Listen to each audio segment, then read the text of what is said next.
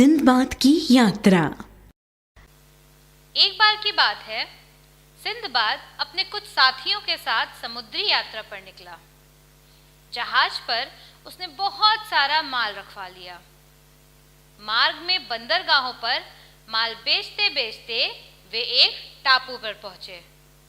वहां वे रुके और काफी देर तक घूमते रहे, फल तोड़कर खाए और आराम भी किया। थका होने के कारण सिंदबाद गहरी नींद में सो गया। काफी देर बाद जब वह जागा तो देखा कि उसके साथी उसे छोड़कर जा चुके हैं और उस टापू पर वह बिल्कुल अकेला है। वे अपने साथ उसका जहाज भी ले गए थे। सिंदबाद घबराए बगैर इस संकट से निपटने का उपाय सोचने लगा। फिर वह एक पेड़ पर चढ़कर दूर तक देखने लगा तो उसे एक सफेद गुंबद जैसी चीज दिखाई दी। वह गुंबद के पास गया और उसने उसमें घुसने का रास्ता खोजने लगा, पर उसे कोई दरवाजा नहीं मिला। वह गुंबद रेत में आधा दबा था। अचानक अंधेरा छा गया।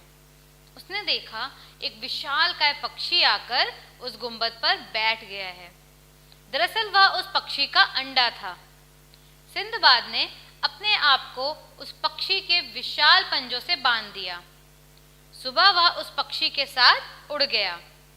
वह पक्षी जिस घाटी में उतरा वहां हीरों की खान थी। सारी घाटी सांपों से भरी थी। वह पक्षी शायद वहां सांपों को खाने के लिए उतरा था।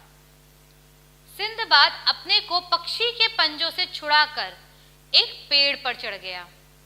उसे एक गुफा दिखाई दी। वह गुफा के अंदर गया और गुफा को एक पत्थर से बंद कर दिया और रात वहीं बिताई। सवेरा होने पर उसने देखा कि घाटी में चारों तरफ हीरे जवाहरात बिखरे हुए हैं। उसने कुछ अपनी पगड़ी में बांध लिए। वहां मांस के टुकड़े भी बिखरे हुए थे। सिंदबाद ने मांस के एक बड़े से टुकड़े को अपनी पीठ पर बांध लिया और चट्टान पर बैठ गया।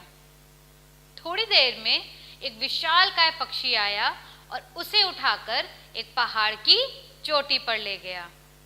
वहां बैठे व्यापारियों ने पक्षी पर पत्थर मारे और वह उसे वहीं छोड़कर चला गया। व्यापारियों ने जब उसे देखा और उसकी आपबीती सुनी तो उसे अपने साथ ले लिया और आगे की यात्रा के लिए चल पड़े।